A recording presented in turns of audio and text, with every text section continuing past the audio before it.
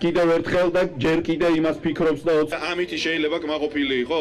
თვისთვის არის ეს არჩევნები რომ ვისაც არ მოწოიაფდა რასაც ხალხს პირდებოდნენ თუ მთავრობას გონია რომ წამალი განახიონში მთავრობის მიმართ და ყველგან არის იმისი დააბრუნოს იქ სადაც იყო მაგალითად როდესაც მე მაქვს მე დამატებით ენერგიით ვიმუხტებით რომლებიც დაჩნდნენ ერთგული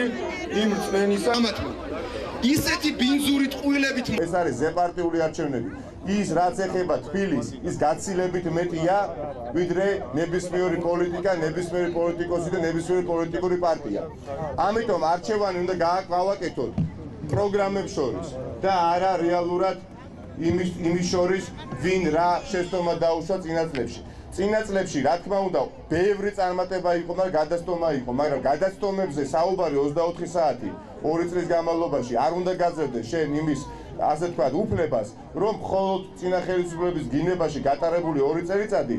დააგვირგვინო 138 მილიონი ლარით პრემიების გამოწერით. როგორც პარტია, როგორც პოლიტიკური ძალა, ჩვენ დღეს უფრო ძლიერები ვართ, უფრო გამოცდილები ვართ, უფრო სუფთები ვართ, უფრო სხვანაირად დავინახეთ ბევრი რამე, უფრო სხვანაირად ვისწავლეთ ბევრი რამე. ხელისუფლებაში არ დავბადებული ვარ და არც ხელისუფლებიდან არ ვაპირებ ამ ქვეყნიდან წასვლას. ხან იქ ვიქნები, ხან ოპოზიციაში და ხან საერთოდ არ ვიქნები ამ პოლიტიკაში, მაგრამ მე იმაზე მწყდება გული, რომ დღეს პროცესები მიდის არასწორი მიმართულებით, მიდის ცუდად, მიდის იქითკენ, რასაც ჩვენი ხალხი არ ელოდა და არ იმსახურებდა.